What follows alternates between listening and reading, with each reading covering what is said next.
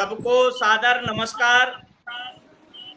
गांधी जी की जन्म जयंती पर आज हम सबके समक्ष जन नीति प्रतिष्ठान के माध्यम से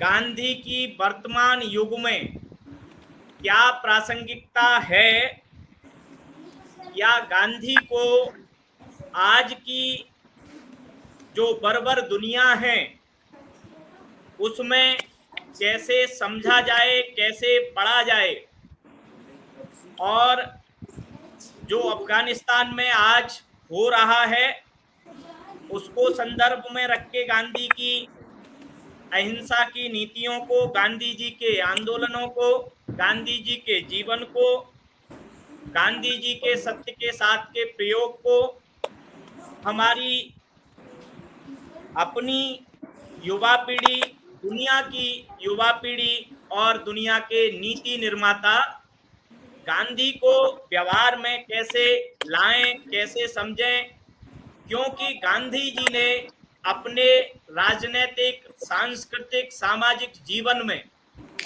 कई मुद्दों को बड़े तर्क संगत ढंग से उठाया, उन पर आंदोलन किया। हालांकि गांधी जी के जीवन को लेकर के, गांधी जी के विचारों को लेकर के, गांधी जी के दृष्टिकोण को लेकर के तमाम तरह के मतभेद हैं। हम उन मतभेदों को अभी इस मंच के माध्यम से चर्चा का विषय नहीं बनाएंगे, लेकिन गांधी जी के जीवन दर्शन को समझने के लिए उनकी एक पुस्तक हिंद स्वराज, जिसमें उन्होंने कई मुद्दों को बड़ी शिद्दत के साथ संवाद की स्थिति में संवाद करते हुए लिखा है। तो उस हिंद स्वराज में आज की जो आधुनिक सभ्यता है, आज की जो मशीनी सभ्यता है, उसको, उसके संकटों को गांधी जी 1910 में, 1909 में समझ रहे थे। तो उनके जीवन का बहुत कुछ हिस्सा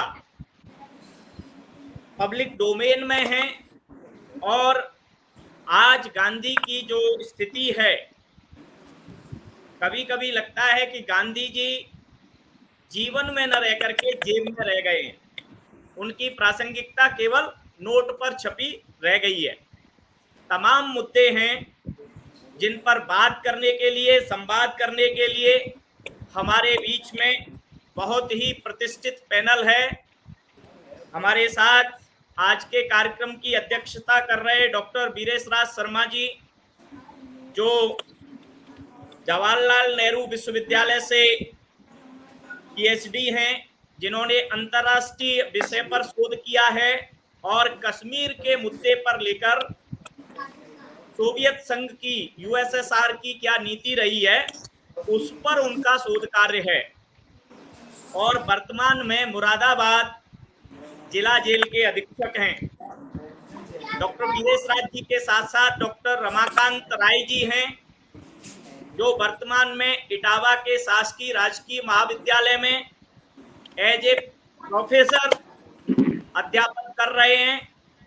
वह हिंदी के साथ साथ तमाम सामाजिक, सांस्कृतिक मुद्दों पर बेबाकी से अपनी राय रखते हैं, और उनका दृष्टिकोण नितांत तार्किक और व्यावहारिक होता है। डॉक्टर रमाकांत राय जी के साथ साथ हमारे साथ डॉक्टर देवेश त्रिपाठी जी हैं, जो सौभाग्य से जेएनयू के ही विद्यार्थी हैं और भारतीय भाषा केंद्र के विद्यार्थी हैं और वाणिज्य कर अधिकारी हैं। इनकी वाणिज्य के साथ साथ साहित्य, धर्म, संस्कृति और समाज तथा बृहत्तर परिदृश्य में मनुष्य और मनुष्यता को समझने की दृष्टि इनके पास है। तो इस मंच पर हमारे साथ आज देवेश त्रिपाठी जी भी विराजमान हैं। देवेश जी के साथ साथ हमारे इस कार्यक्रम में विवेक मणि त्रिपाठी जी हैं, जो बिहार की भूमि चंपारण से हैं, जहां से गांधी जी ने अपने आंदोलनों की शुरुआत हिंदुस्तान में की थी। तो चंपारण की जो कर्म भूमि है गांधी जी के जीवन के लिए, उस कर्म भूमि से भी आज हमारे साथ विवेक जी जुड़े हुए हैं। हालांकि विवेक जी विगत 10 सालों से हमारे पड़ोसी देश चाइना में हिंदी का प्रचार प्रसार कर रहे हैं, अध्यापन कर रहे हैं। और साथ में है डॉक्टर संतोष भारद्वाज जी, जो मेरे साथ गार्गी कॉलेज में अध्यापनरत हैं, जेएनयू की विभूति हैं और देवेश त्रिपाठी जी के सहपाठी हैं। तो आज का जो पैनल है, उस पैनल के साथ मुझे जुड़ के जो आत्मीय प्रसन्नता हो रही है, मैं तो समझ रहा हूं कि आप अपने अपने क्षेत्रों में आधुनिक गांधी हैं। और आधुनिक गांधी आज के समाज को, आज के युवा को, आज की समस्याओं को कैसे गांधी को देख रहा है। तो मैं समझता हूं कि मैं सबसे पहले डॉक्टर विवेक मणि त्रिपाठी जी को आमंत्रित करता हूं कि वे अपनी बात को इस डिजिटल प्लेटफॉर्म पर रखें। विवेक मणि जी, आप सादर आमंत्रित हैं। और बहुत हम बहुत सब लोग अपने अपने मोबाइल को म्यूट कर लें तो ज्यादा ठीक रहेगा, क्योंकि आवाज फिर साफ आएगी। वो चलने दें, केवल आवाज म्यूट कर लें। बहुत बहुत आभार सर। आदरणीय Srinivas Tyagi ji, VRS sir, doctor Ramakant sir, Devesh Tripathi ji, Santosh sir, आप सबका बहुत बहुत आभार। अब मेरा सौभाग्य है कि मैं चंपारण की धरती से हूँ। आज गांधी जी पर बोलने का मुझे सौभाग्य भी प्राप्त हुआ है। तो गांधी जी तो जैसे महामानव थे, वे तो किसी एक सीमा से बंधे हुए नहीं थे, पूरा विश्व ही उनका घर था। तो चीन भी उनके विचारों से विचारों से प्रभावित रहा है। तो आज मैं मुख्य रूप से महात्मा गांधी जी का चीन पर क्या प्रभाव पड़ा और अभी क्या प्रभाव पड़ रहा है, उस पर विचार रखूंगा। लेकिन पहले मैं तो भारत और चीन के सांस्कृतिक संबंध के बारे में रखना चाहूंगा। आखिर चीन में महात्मा गांधी जी की प्रासंगिकता क्यों है? भारत एवं चीन विश्व के 4 महान सभ्यताओं में शामिल हैं और दोनों के पास 2000 वर्षों के मैत्री संबंध का इतिहास रहा है। और इन दोनों में उच्च स्तर की ऐतिहासिक समानताएं ही दोनों को वो निकट लाती है। भारत में जब हिंसा, राजाओं के मध्य आपसी युद्ध सामान्य बात थे, तब भगवान विष्णु के 9वां अवतार हुआ भगवान बुद्ध के रूप में, जिन्होंने संपूर्ण मानव जाति को अहिंसा का दिव्य संदेश दिया। ठीक उसी समय चीन भी छोटे छोटे राज्यों में विभक्त था और चीन के इतिहास में यह युद्धरत काल था। चीनी के जो रजवाड़े थे छोटे छोटे, वे आपस में युद्ध करते रहते थे।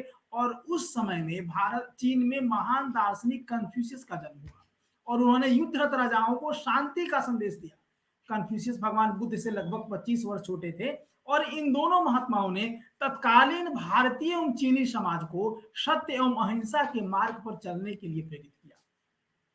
ईसा पूर्व 3वीं शताब्दी में भारत के प्रथम सम्राट चंद्रगुप्त मौर्य ने टुकड़ों में विभाजित भारतवर्ष को एकीकृत किया और ठीक उसी समय चीन के सम्राट छिनसो हुआंग चीन के प्रथम सम्राट बने। गुप्त काल भारत का स्वर्ण काल था और उस समय चीन में थांग काल था, जो चीन का स्वर्ण काल था। 12वीं शताब्दी आते आते भारत पर मुसलमानी आक्रमणकारियों का शासन प्रारंभ हो गया और उसी समय चीन में भी अल्पसंख्यक जाति का शासन शुरू हो गया। 19वीं शताब्दी आते आते भारत चीन पर पश्चिम उपनिवेशवादियों की कुदृष्टि पड़ गई और भारत ब्रिटिश का उपनिवेश बना और चीन अर्ध उपनिवेश बना, जिससे भारत और चीन के वासियों को सांस्कृतिक और आर्थिक रूप से दलित किया गया। हर दृष्टि से विपरीत उस परिस्थिति में भारत एवं चीन में आशा के 2 पुष्पों का उदय हुआ।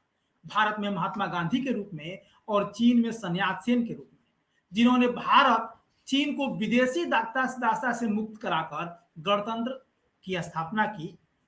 तो उपरोक्त विवरणों से हम देख सकते हैं कि स्पष्ट है कि भारत चीन में बहुत ही उच्च स्तर की ऐतिहासिक समानताएं हैं, जिसके कारण हम एक दूसरे की संस्कृति को, सुख दुख को समझने में ज्यादा सरलता आसानी होती है। महात्मा गांधी भारतीय सनातन संस्कृति के पुजारी एवं प्रचारक थे। वेदों के विश्व बंधुत्व की धारा हो, भगवत गीता के अहिंसा परमो धर्म धर्म हिंसा तथैव च की विचारधारा हो, उपनिषदों के वसुधैव कुटुंबकम की विचारधारा हो, पुराणों की परोपकाराय पुण्याय पापाय परिपीडनम की विचारधारा हो, और या सनातन संस्कृति के सर्वे भवन्तु सुखिनः सर्वे सन्तु निरामया एवं यत्र नार्यस्ते नार्यन्तु पूज्यन्ते रमन्ते तत्र देवता का उद्घोष हो, तथा मातृभाषां प्रत्यज्य येन यन्य भाषाम उपासते तत्र यान्ति ही ते यत्र सूर्यो न भाषते आदि सनातन सत्यों को स्वयं के जीवन में उतारा भी, और जन सामान्य को भी इन्हें उतारने के लिए प्रेरित भी किया। तो यदि हम कहें कि महात्मा गांधी जी 20वीं सदी में भारतीय वैदिक संस्कृति एवं दर्शन के सबसे बड़े प्रचारक हैं, तो कोई अतिशोक्ति नहीं होगी। गांधी जी एक आध्यात्मिक नेता थे, न कि एक राजनीतिक नेता। राजनीतिक नेता के रूप में वे पूरी तरह सफल थे, क्योंकि नेताओं की स्वाभाविक अवगुण छल प्रपंच साम दान दंड भेद आदि उनके पास नहीं थे। वे इन सबसे परे थे, बल्कि एक महामानव थे जिनका हृदय मानवीय गुणों एवं भारतीय आदर्शों से भरा था। उनके जीवन का एकमात्र उद्देश्य मानव कल्याण मात्र था। देश विदेश के विभेद उनके पास नहीं थे। 19वीं शताब्दी चीन और भारत दोनों के के भाग उनके पास नहीं थे। भारतीय वैदिक संस्कृति में पले बढ़े हम सभी यह जानते हैं कि सत्य का आचरण से व्यक्ति महान बनता है। इसलिए हमें सदा सत्य बोलना चाहिए, असत्य का आचरण नहीं करना चाहिए, झूठ नहीं बोलना चाहिए। हिंसा व्यक्ति को पतन की गर्त में ले आती है। लेकिन हम इसमें से कितने लोग इसको अपने जीवन में उतारते हैं? हिंसा धर्म नहीं है, परोपकार से बड़ा कोई पुण्य नहीं है, सत्य के प्रति आग्रह हमारा पुलित कर्तव्य है, स्वावलंबन स्वाध्याय स्वदेशी का प्रयोग करना, आवश्यकता से अधिक संग्रह न करना, स्वधर्म में रहते हुए स्वराष्ट्र के प्रति समर्पित रहना, सादा जीवन, उच्च विचार, नैतिकता का उच्च मापदंड स्थापित करना आदि मानवता के आभूषण है। लेकिन हम में से कितने लोग इस आभूषणों को आत्मसात करते हैं? लेकिन महात्मा गांधी जी ने हमें सिखाया कि हम इन छोटी छोटी बातों को सुनने में सामान्य किंतु प्रभाव में अति गंभीर आर्य सत्यों का अनुपालन करें तो हम सब कोई महान बन सकते हैं, और हमारा समाज भी एक सहिष्णु समाज बन सकता है। और इन्हीं छोटे छोटे आर्य सत्यों का पालन करके गांधी जी महात्मा बन गए। 19वीं शताब्दी चीन और भारत दोनों के लिए दुखदायी था। दोनों देश अपनी अपनी राजनीतिक सांस्कृतिक स्वतंत्रता के लिए संघर्षरत थे। चीन और भारत ने समान दुखों को भोगा है। गांधी जी चीनी लोगों के दुखे से भी दुखी थे, जो यह बहुत बड़ी बात है क्योंकि उसमें भारत खुद स्वतंत्र था। साथ ही उन्होंने चीनी लोगों को वैचारिक समर्थन भी दिया। चीन पर जापानी आक्रमण का गांधी जी ने कड़ा विरोध किया तथा चीनी मुक्ति आंदोलन को उन्होंने अपना पूरा समर्थन दिया। यद्यपि गांधी जी का सत्याग्रह एवं अहिंसा का दर्शन चीनी लोगों के लिए नया था, परंतु चीनी लोगों ने उनके दर्शन का स्वागत किया। अकादमिक स्तर पर गांधी दर्शन पर बहुत अधिक पढ़ा लिखा गया, जिसका प्रभाव चीन के हर वर्ग पर पड़ा। गांधी जी के अहिंसा के विचारों से असहमति रखने वाले भी बहुत थे। उनके खादी आंदोलन के विचार से भी चीन में एक वर्ग असहमत था। उनके अनुसार यह एक प्रकार से आधुनिकीकरण का विरोध है, परंतु दूसरा पक्ष इस बात से सहमत था कि इस आंदोलन से सामान्य जनमानस को संगठित किया जा सकता है।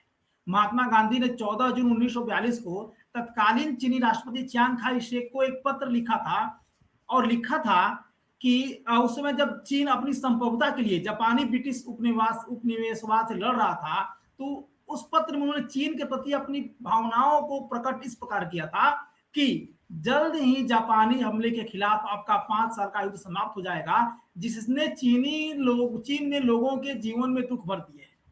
मुझे उस दिन का इंतजार है जब एक स्वतंत्र भारत और एक स्वतंत्र चीन एशिया की पूरी दुनिया की अच्छाई के लिए मित्रता और भाईचारे में एक दूसरे के साथी होंगे। अतः उनके इस कथन से हम जान सकते हैं कि गांधी जी चीनी लोगों के दुखों के प्रति कितने संवेदनशील थे। भारत की स्वतंत्रता के साथ साथ वे चीनी जनता की स्वतंत्रता के लिए भी कितने संवेदनशील थे। मानव जाति के प्रति उनकी यह संवेदनशीलता उन्हें महामानव बनाती है। महात्मा गांधी के देहावसान पर चीनी राष्ट्रपति चियांग काई शेक ने चीनी भाषा में एक संदेश भेजा था, जिसका अर्थ था परोपकार करना संत के काम जैसा है। जो आज भी नई दिल्ली स्थित राष्ट्रीय गांधी म्यूजियम में सुरक्षित है। गांधी जी की स्मृति में 1948 में चीन के एक प्रसिद्ध ओपेरा अभिनेता लियाओ शियाहो ने एक ओपेरा का मंचन किया। इस प्रकार हम देख सकते हैं कि महात्मा गांधी जी का चीन से चीनी लोगों से संबंध कितना घनिष्ठ था और चीनी लोगों के प्रति मानव मात्र के दुखों के प्रति उनकी करुणा की ही यह भावना थी जो भारत के बाहर सुदूर चीन में भी उन्हें प्रासंगिक बना रखी थी और अभी भी प्रासंगिक बनाए रखी है। चीन में गांधी दर्शन पर चीन में अनेक आलेख छपे, जिसमें से असहयोग आंदोलन के समय चीन की पूर्वी पत्रिका में गांधी जी पर लगभग 20 आलेख प्रकाशित हुए, जिसमें गांधीवाद अहिंसा की प्रशंसा की गई थी। उन्हें एक महान समाज सुधारक क्रांतिकारी बताया गया था। पश्चिम की पैसे की पूजा करने की विचारधारा और युद्ध की विचारधारा से दूर रहने के उनके विचारों का समर्थन किया गया था। चीन में अभी तक गांधी जी पर 60 पुस्तकें चीनी भाषा में प्रकाशित हो चुकी है। 160 से ज्यादा अकादमिक लेख प्रकाशित हो चुके हैं तथा 140 से ज्यादा गैर अकादमिक आलेख प्रकाशित हो चुके हैं। वर्तमान समय में भी चीन में गांधी अध्ययन के प्रति चीनी युवाओं की रुचि बढ़ती जा रही है। चीन की वाणिज्यिक राजधानी फूटान विश्वविद्यालय के आग्रह पर भारत सरकार ने वहां गांधी अध्ययन केंद्र खोला था, जिसका उद्घाटन वर्ष 2015 में हमारे प्रधानमंत्री नरेंद्र मोदी जी ने अपनी चीन यात्रा के समय किया। यह चीन का ऐसा पहला शोध केंद्र बना जो गांधी अध्ययन को समर्पित है। वर्ष 2005 में चीन की राजधानी पेइचिंग के छाओयांग उद्यान में वहां के प्रसिद्ध मूर्तिकार रिवांशी खुन द्वारा बनाई गई गांधी जी की प्रतिमा स्थापित की गई।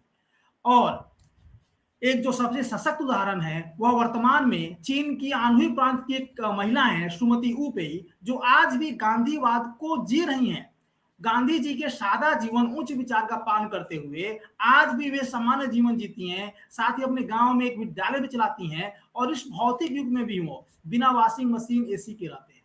तो हम कह सकते हैं कि गांधी जी जब जीवित थे उस समय तो उन्होंने चीनी लोगों के दुखों को के प्रति संवेदनशील थे ही और उसमें लोकप्रिय थे ही। वर्तमान समय में भी चीनी युवाओं में गांधी दर्शन के गांधी जी के विचारों को जानने की रुचि बढ़ा रहे हैं। तो हम कह सकते हैं कुल मिलाकर कि महात्मा गांधी जी के विचार केवल किसी एक क्षेत्र देश तक सीमित नहीं है वरन संपूर्ण मानव समाज के लिए है। हमारा वर्तमान विश्व गरीबी उन्मूलन, वैश्विक आतंकवाद, जलवायु परिवर्तन आदि गंभीर समस्याओं का सामना कर रहा है। यदि हम इन सभी वैश्विक समस्याओं के प्रति गंभीर हैं तो हमें गांधी जी के विचारों को आत्मसात करना ही पड़ेगा। गांधी जी का स्वदेशी का विचार हो, सर्वधर्म समभाव का विचार हो, इन सभी से हम एक शांतिपूर्ण सामंजस्यपूर्ण वैश्विक समाज का निर्माण कर सकते हैं। साथ ही भारत चीन मैत्रीपूर्ण संबंध का सपना गांधी जी ने आज से 100 साल पहले देखा था, उसे गांधी जी के विचारों से ही मूर्त रूप दिया जा सकता है, जो कि वर्तमान समय की मांग भी है। बहुत बहुत धन्यवाद। बहुत बहुत धन्यवाद विवेक जी। आपने जिस प्रकार से गांधी को लेकर के, गांधी के चिंतन और दर्शन को लेकर के चीन में जो रुचि चीन के युवाओं में बढ़ रही है वो हमारे लिए निश्चित ही एक सकारात्मक शुभ संकेत है, क्योंकि भारत का निकट भविष्य में चीन के साथ अगर रिश्ता ठीक हो सकता है, मित्रतापूर्ण हो सकता है या मानवता के मूल्यों पर आधारित हो सकता है, तो वो गांधीवादी मूल्यों को अगर चीन जीवन में और अपनी नीति में अपनाएगा तभी संभव है। और एक राष्ट्र के नाते एक दो बड़े पड़ोसियों के बीच में एक शांतिपूर्ण माहौल का वातावरण सीमा पर रहे, यह जरूरी है।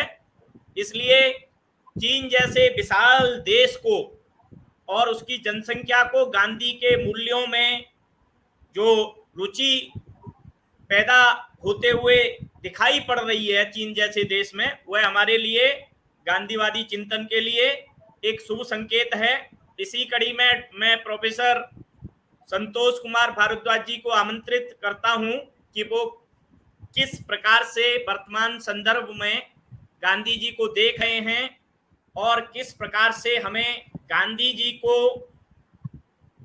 समझना चाहिए या हमारी समझ का दायरा गांधी जी को लेके कैसा है, इस पर प्रोफेसर संतोष कुमार भारद्वाज जी को मैं सादर आमंत्रित करता हूँ। धन्यवाद सर। परम आदरणीय Viresh sir, Umakant sir, Mani Tripathi sir और डॉक्टर श्रीनिवास त्यागी सर और मित्र देवेश सर, मैं समझा तो नहीं सकता गांधी का, क्योंकि मैं राजनीति का नहीं बल्कि साहित्य का विद्यार्थी हूँ और साहित्य पढ़ते हुए गांधी जी को जिस प्रकार पढ़ा और समझा, तो उनको समझते हुए जो मेरी समझ विकसित हुई, उसी पर मैं दो चार बातें कहना चाहता हूँ। पहली बात तो आपने जो प्रारंभ में शुरू किया था कि गांधी आजकल जेब में मौजूद है, विचारों में नहीं रहे बल्कि अब जेब में गांधी हैं, और यह वास्तविकता हो गई है। अच्छा, उसपे दो बातें और भी है कि वास्तविकता क्यों है कि गांधी केवल विचारों में न रहकर जेब में मौजूद हैं। आप कह रहे थे कि अब केवल नोट पे ही दिखाई देते हैं, यह वास्तविकता है, क्योंकि गांधी के समस्त विचारों को आज के वर्तमान परिवेश में हम चाहें कि जैसा गांधी जी ने आज से पहले कहा था अपने समय में, उसको उसी दौर उसी परिस्थिति के अनुसार वैसे ही विचारों को अगर हम अपनाएं तो यह संभव नहीं है। तो पहले तो इस पर विचार करना होगा कि गांधीवाद को वर्तमान परिस्थितियों में, परिवेश में हम किस प्रकार उसको अपनाएं, कैसे उसका मूल्यांकन करें ताकि जन समाज उसको अपना सके। हम बार बार बात तो करते हैं कि गांधी को अपने विचारों में ले आए, लेकिन हर व्यक्ति के अपना परिवेशगत समस्या है, परिस्थिति है, वह एकदम से गांधी के विचारों को वैसा ग्रहण नहीं कर पाता। इसीलिए कारण यही है कि गांधी जेब में मौजूद है, वह विचार में नहीं आ पाते हैं। सबसे पहले कि मैं अपनी बात शुरू करूं, मैं महात्मा के बाद कि उनको महात्मा की उपाधि दी गई। महात्मा का मतलब होता है महान संत, महान आत्मा, और निश्चित रूप से महान आत्मा वही होती है जो जिसका मन पवित्र हो, जो मन वचन और कर्म तीनों से पवित्र हो, जिसके मन में कोई अशुद्धि ना हो। अब यह बड़ा सवाल है, क्योंकि यह सवाल मैं ही खड़ा कर सकता कि गांधी जी कितना मन वचन और कर्म से शुद्ध थे। लेकिन इसके बावजूद भी अगर उन बातों को मैं छोड़ दूं तो मैं एक बात जरूर कहना चाहूंगा कि महात्मा गांधी वास्तव में उनके विचार, और मैं सिर्फ विचारों पे बात कर रहा हूं और खासकर उनकी उपयोगिता पर, उनके सिद्धांतों पर नहीं बात कर रहा मैं, कि महात्मा गांधी की जो विचार है वास्तव में हर प्रकार की मुक्ति के प्रतीक हैं। चाहे वो सामाजिक मुक्ति हो, राजनीतिक मुक्ति हो और आर्थिक मुक्ति हो। मैं गांधी जी को उस दृष्टि से देखता हूँ कि वो हर प्रकार से हमें मुक्त करते हैं। राजनीति हमने देखा ही है कि राष्ट्रीय आंदोलन के दौरान वह राजनीतिक मुक्ति में सहायक होते हैं। उनका आर्थिक मुक्ति का सिद्धांत है कि आर्थिक स्वावलंबन की वह बात करते ही हैं, सुदृढ़ता की।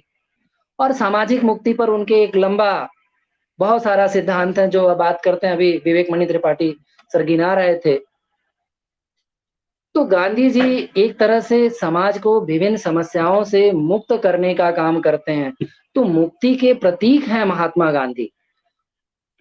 और मुझे लगता है कि मैं उनको इसी दृष्टि में देखता हूं कि जब भी आप कहीं किसी बड़ी समस्या में फंसते हैं तो एक बार महात्मा गांधी के विचारों को देखना चाहिए और समझना चाहिए।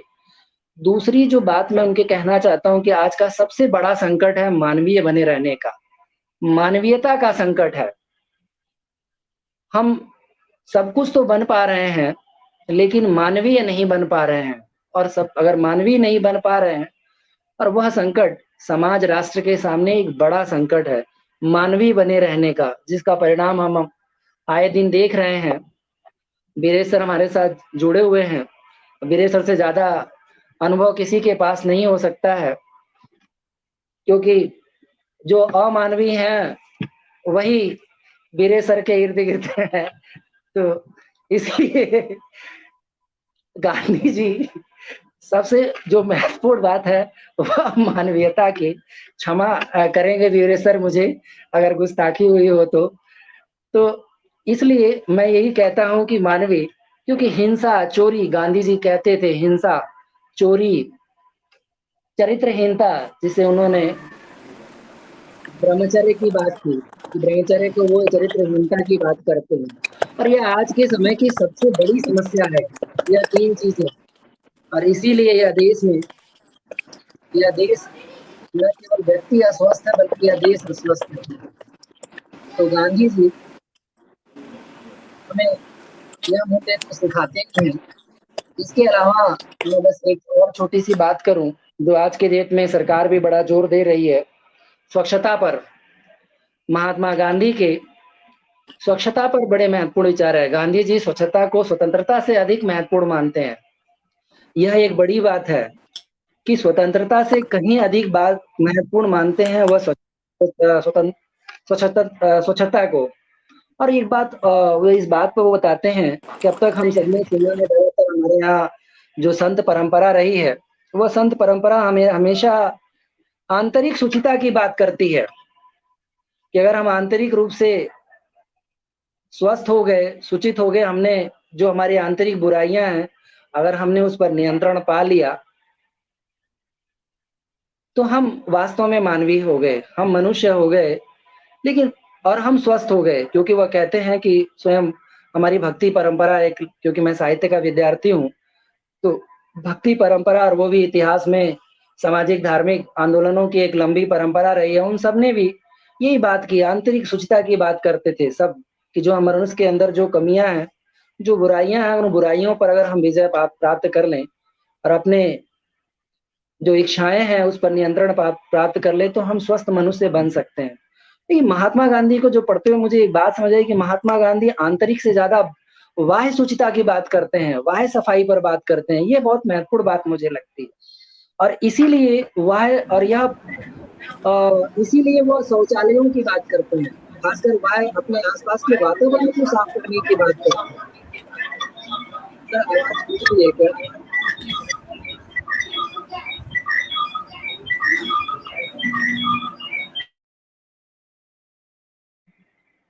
आ रही है सर आवाज मेरी? एकदम जी आ रही है, आप बोलते रहिए, जब नहीं आएगी बोल देंगे आपको, बोलिए। जी सर। तो वो महात्मा गांधी वाह्य शुचिता की वाह्य स्वच्छता की बात करते हैं, आंतरिक स्वच्छता से कहीं अधिक वो वाह्य स्वच्छता की बात करते हैं। अब वाह्य स्वच्छता से मतलब उनका था वातावरण की स्वच्छता से, क्योंकि हमारा अगर वातावरण, हमारा परिवेश अगर स्वच्छ नहीं है तो व्यक्ति सीधे सीधे प्रभावित होता है उससे। और हम सभी जानते हैं कि गांधी जी जब भी कोई दृष्टि, कोई बात कहते थे तो कुछ ना कुछ रचनात्मक कार्यों के द्वारा ही अपनी बात रखते थे। जब भी कोई बड़ा आंदोलन खड़ा करते या कुछ भी समाज में परिवर्तन लाने के लिए वह कर्मबद्ध होते थे, उसके पीछे वह कोई ना कोई रचनात्मक कार्य जरूर करते थे। और उनके रचनात्मकता के माध्यम से ही वह व्यक्ति को जोड़ते थे अपने आंदोलन से। यह पूरा राष्ट्रीय आंदोलन, उनका लगभग जीवन इस बात का उदाहरण है। तो महात्मा गांधी का मुझे पढ़ते हुए जो लगा कि जो स्वच्छता की बात करते हैं और वह बात एकदम भक्ति परंपरा से उलट बात कहते हैं कि वायु वातावरण को स्वच्छ की बात करते हैं और वह शौचालयों की बात करते हैं। और इसका एक बड़ा उदाहरण वह देते हैं, मिलता है कि यह प्रयोग, बहुत सारा प्रयोग उन्होंने खुद अफ्रीका में कर चुके थे। वह कि अफ्रीका में वह सफाई स्वच्छता की बात करते हैं, वहाँ समितियां गठित करते हैं। वह समितियां विभिन्न क्षेत्रों में जा जाकर लोगों को सफाई की बात करती है, स्वच्छता की बात कहती है कि किस प्रकार साफ सुथरा रहना चाहिए, स्वच्छ रहना चाहिए, घर कैसे स्वच्छ रहे। कहीं ना कहीं अगर आप स्वच्छ हैं, आपका घर परिवेश स्वच्छ है, तो निश्चित रूप से आपके मन में एक पवित्र विचार तो आते हैं। यह सत्य है। तो गांधी जी, और वह जब वो गांधी जी वापस आते हैं अहमदाबाद में, इसका ठीक यह प्रयोग करते हैं। गांधी जी स्वच्छता को लेकर वह अहमदाबाद में इसको प्रयोग करते हैं और समितियां गठित करते हैं। वह समितियां विभिन्न क्षेत्रों में जाती हैं और लोगों को सफाई का संदेश देती हैं। और इसके साथ साथ गांधी जी अपनी बात कहलवा लेते हैं, जो स्वयंसेवक हैं उनसे कर लेते हैं इसीलिए मुझे लगता है कि लगभग आज की वर्तमान सरकार भी इसीलिए स्वच्छता पर ध्यान देते हुए हर गांव में, हर प्रांत में शौचालय के निर्माण पर जोर दे रही है। और आज लगभग अपने घरों में शौचालय बने हुए हैं। हालांकि वह शौचालय कितने कार्य रूप हैं, कितने ठीक हैं, सही हैं, कैसे बने हैं, उस पर सवाल खड़े किया जा सकता है, उस पर विचार किए जा सकते हैं। लेकिन कुल मिला के आज जिस तरह की परिस्थितियां, उसमें स्वास्थ्य की महत्ता क्या हो सकती है, तो गांधी जी के छोटे-छोटे विचारों को अपनाकर हम स्वस्थ रह सकते हैं, सुरक्षित रह सकते हैं। मुझे लगता है कि गांधी की बड़ी-बड़ी बातों पर, उनके ट्रस्टीशिप के सिद्धांत पर बड़ी-बड़ी बातें, क्योंकि बड़े-बड़े विद्वानों की बात समझ में आती है। छोटी-छोटी जो बातें हैं वह उससे आम जन सीधे-सीधे जुड़ता है। जो अशिक्षित और निरक्षर जनता है, उसके मन में हम गांधी के विचार ला सकते हैं, बीज डाल सकते हैं। तो बड़े सिद्धांतों पर नहीं, बल्कि इन छोटी-छोटी बातों को हम उनके बीच में लाकर गांधीवाद और उनके विचारों को लाकर हम एक स्वस्थ समाज, स्वस्थ व्यक्ति और स्वस्थ राष्ट्र का निर्माण करते हैं। धन्यवाद त्यागी सर, आपने मुझे बोलने का मौका दिया। बहुत-बहुत आभार आपका। बहुत बहुत धन्यवाद डॉक्टर साहब। आपने गांधी जी के जो छोटे छोटे सकारात्मक और रचनात्मक प्रयोग थे उन पर प्रकाश डाला। गांधी जी ने वर्धा योजना के माध्यम से हिंदुस्तान की शिक्षा व्यवस्था कैसी हो इसकी नींव डालने की कोशिश की। भाषा के सवाल को हल करने का कोशिश जीवन भर करते रहे गांधी जी। और जो कांग्रेस कभी कुछ पढ़े लिखे तबके की, वकीलों की और अध्यापकों की या पेशेवर लोगों की पार्टी हुआ करती थी, उसको चवन्निया सदस्य बना करके आम जन की राजनीतिक पार्टी बना दिया। और एक बार चोरी चोरा के बाद जब उन्होंने आंदोलन स्थगित किया, जबकि पूरी कांग्रेस उनके खिलाफ थी, तो उन्होंने कहा कि मैं इस देश की बालू से आंदोलन खड़ा कर सकता हूं। तो ये जो उनका राजनीतिक दर्शन था, विजन था, वो मानवीय मूल्य और मानवता को लेकर के जिस प्रकार की सोच रखते थे, हालांकि व्यावहारिकता और आदर्श में काफी अंतर दिखता है और गांधी जी के भी जीवन में दिखता है, कई मुद्दों पे दिखता है। उन मुद्दों की भी कई बार चर्चा होती है। अभी गांधी जी को हमारी युवा पीढ़ी कैसे समझे, कैसे पढ़े, इस पर विचार रखने के लिए मैं डॉक्टर देवेश त्रिपाठी जी को आमंत्रित करता हूं कि जो संतोष जी ने अपनी बात कही है उसी कड़ी को आगे बढ़ाते हुए डॉक्टर देवेश त्रिपाठी जी सादर आमंत्रित हैं। आदरणीय बीरेश सर, श्रीनिवास त्यागी सर, डॉक्टर रमाकांत सर, विवेक मनी सर, मैं आप सबका हार्दिक अभिनंदन के साथ साथ आभार व्यक्त करता हूं कि गांधी जी पर बात करने के लिए हमें इस मंच पर आप सब लोगों ने अवसर दिया। इसका बहुत बहुत आभार एवं धन्यवाद। चूंकि मैं साहित्य का विद्यार्थी रहा हूं तो बहुत ज्यादा राजनीतिक परिघटनाओं और इवेंट्स के कार्यक्रमों, तिथियों पर उतनी महत्ता के साथ मैं बात नहीं कर पाऊंगा। मैं कोशिश करूंगा कि गांधी जी के विचारों के माध्यम से, गांधी जी के सिद्धांतों के माध्यम से और गांधी जी के आंदोलनों के माध्यम से हम आज अपने को कहाँ खड़ा पाते हैं, अपने साथ साथ, अपने परिवेश के साथ साथ, अपना समाज, अपना राष्ट्र और आज की जो अंतरराष्ट्रीय समस्याएं हैं, उन अंतरराष्ट्रीय समस्याओं में के बीच हम गांधी को कहाँ खड़ा पाते हैं।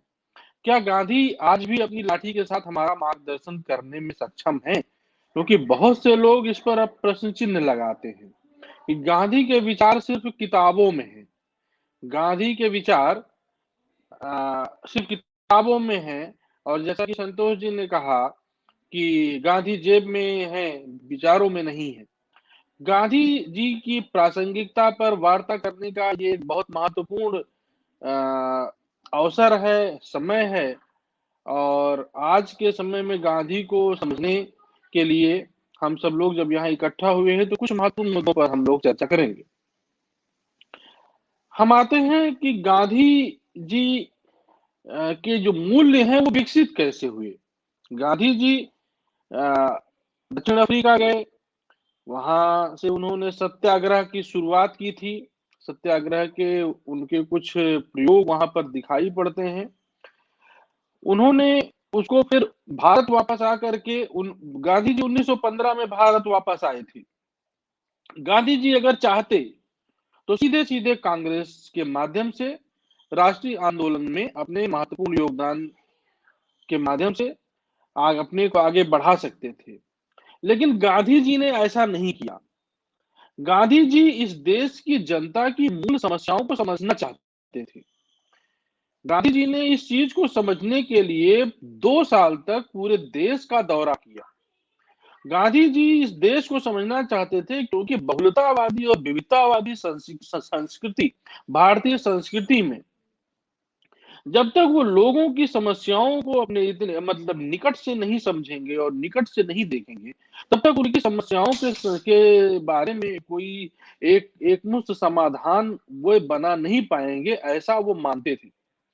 2 साल तक वो देश की समस्याओं को निकट से महसूस करने के बाद उन्होंने जिन सिद्धांतों को इस देश की समस्याओं के निवारण में अपनाया, उसमें जो सबसे महत्वपूर्ण चीजें मैं देखता हूं जो उनके मूल सिद्धांत हैं, वह है अहिंसा और सत्याग्रह। अहिंसा और सत्याग्रह उनके 2 ऐसे सिद्धांत हैं जो उनके सभी आंदोलनों की नींव रहे हैं। गांधी जी ने पूरे राष्ट्रीय आंदोलन के परिदृश्य में 3 सबसे महत्वपूर्ण आंदोलनों का नेतृत्व किया है। 1920 का असहयोग आंदोलन, 1930 का सविनय अवज्ञा आंदोलन, 1942 का भारत छोड़ो आंदोलन। ये 3 ऐसे पड़ाव हैं भारतीय स्वतंत्रता आंदोलन के, जहां गांधी जी ने अपने मूल सिद्धांतों को लगातार प्रयोग किया है और मूल सिद्धांतों से कभी वे हटे नहीं। असहयोग आंदोलन और उनके आंदोलनों के बारे में अक्सर ये कहा जाता है कि वे अचानक से अपने आंदोलनों को बंद कर देते थे और देश के और पूरे देश में जो एक माहौल बना होता था, वो माहौल अचानक से टूट जाता था और जनता हतोत्साहित हो जाती थी। इसके बावजूद भी आप ध्यान दें कि जनता का लगाव और जुड़ाव कभी उनसे कम नहीं हुआ। चाहे वह आंदोलनों को अचानक वापस ले लेने की चाहे जितनी राष्ट्रीय अंतर्राष्ट्रीय निंदा होती नहीं हो, लेकिन गांधी जी के जो विचार थे, सत्य, अहिंसा और उनके आर्थिक सिद्धांत और उनके राजनीतिक सिद्धांत, क्योंकि वह जनता की समस्याओं को मूल रूप से निवारित करने में सक्षम थे, इसीलिए गांधी अपने सिद्धांतों के माध्यम से जनता के बीच बार बार जाते रहे। और गांधी जब भी कुछ बड़ा आंदोलन करते थे, तो वे गांधी जी कहीं एक जगह बैठते नहीं थे, कहीं कोई केवल एक कॉन्फ्रेंस नहीं करते थे। बड़ा आंदोलन को शुरुआत करने के साथ फिर वे पूरे देश का दौरा करते थे। ये सबसे महत्वपूर्ण बात है और इन्हीं के बीच वे अपने सिद्धांतों को भी स्थापित करते चलते थे और यही कारण है कि पूरे देश का एक हुजूम उनके पीछे चलता था। उनकी लोकप्रियता का कारण केवल उनके विचार ही नहीं है, उनकी लोकप्रियता का कारण उन विचारों का वो जनाधार है जो विभिन्न आंदोलनों के साथ उनके पीछे चल पड़ता था। गांधी जी एक ऐसे विचारक थे जिनके पीछे महिलाओं का बहुत बड़ा हुजूम रहता था आंदोलन में। शायद ही देश के अन्य किसी राजनीतिक विचार या राजनीतिक सिद्धांत या सामाजिक सांस्कृतिक सिद्धांत में राष्ट्रीय आंदोलन के दौरान ऐसे रहे हो जब महिलाओं का इतना बड़ा योगदान हो। केवल गांधी ऐसे थे जिनके पीछे जितने पुरुष रहते थे उतनी महिलाओं का भी योगदान रहता था और ये आधी आबादी को आधी आबादी को उनकी महत्ता को समझने का एक बहुत बड़ा माध्यम है, बहुत बड़ा उपक्रम है। आज के परिदृश्य में अगर हम देखें तो सबसे बड़ी समस्या जो हमारे यहाँ समझ में आ रही है वो है सांस्कृतिक कट्टरता, धार्मिक कट्टरता और अपनी जरूरतों के हिसाब से राष्ट्रीय हितों का संकुचित होते जाना। राष्ट्रीय हित कैसे होने चाहिए, ये पश्चिमी देशों की अवधारणा हो या फिर साम्यवादी देशों की अवधारणा हो, इनसे थोड़ा भिन्न गांधी की अवधारणा थी। राष्ट्रीय हित गांधी जी का कहना था, गांधी जी चूंकि भारतीय परंपरा एवं संस्कृति के मूल स्रोतों से अपने मूल्यों का विकास करते हैं, सह अस्तित्व, वसुधैव कुटुंबकम, विश्व बंधुत्व की भावना, पर दुख कातरता, ये ऐसे मूल्य थे जो गांधी जी को कभी भी संकुचित सामाजिक, सांस्कृतिक या राष्ट्रीय हित तक बांधते नहीं। उनके मूल्य, उनके विचार कुछ ऐसे थे कि चाहे वो पड़ोसी देश हो, चाहे वो विश्व के अन्य राष्ट्र हों, उनकी बातों को भले वे स्वीकार न करें, बट उनकी बातों को कभी भी इनकार नहीं कर सकते। आखिर ऐसा कौन सा देश होगा जो खुले रूप में कहे कि मैं सहअस्तित्व को नहीं मानता, मैं विश्व बंधुत्व को नहीं मानता, मैं वसुधैव कुटुंबकम को नहीं मानता। व्यवहार चाहे हो, लेकिन सिद्धांत में कोई देश ऐसा कहने की स्थिति में नहीं है। लेकिन गांधी जी तो खुले रूप में डंके की चोट पर कहते थे कि हाँ, मैं अपने नागरिकों के माध्यम से इन मूल्यों का प्रतिनिधित्व कर सकता हूं, अपने आचरण के माध्यम से, अपने व्यवहार के माध्यम से। गांधी जी का आर्थिक सिद्धांत, जैसा कि संतोष जी ने अभी डिस्कस किया था, ट्रस्टीशिप एक अमानत की अवधारणा है। गांधी जी कहते हैं कि हमें जितनी जरूरत है उतनी ही हमें उसकी उपयोगिता, जितनी हमें उपयोगिता है, जितनी आवश्यकता है, उतना ही हमको अपने पास रखना चाहिए, उससे अधिक हमारे पास अमानत के रूप में होता है। और गांधी जी इसी अमानत के सिद्धांत के आधार पर जो अमीर लोग थे, जो समृद्ध लोग थे, जो संपन्न लोग थे, उनका हृदय परिवर्तन करके और सम्मानपूर्ण वितरण की अवधारणा को सामने रखते हैं। साधे साधन की पवित्रता भी यही आगे स्पष्ट होती है। शायद ही कोई ऐसा राजनीतिक सिद्धांत रहा हो जिसने साध्य और साधन की पवित्रता को इतने औदार्यपूर्ण तरीके से अपने जीवन में लागू किया हो।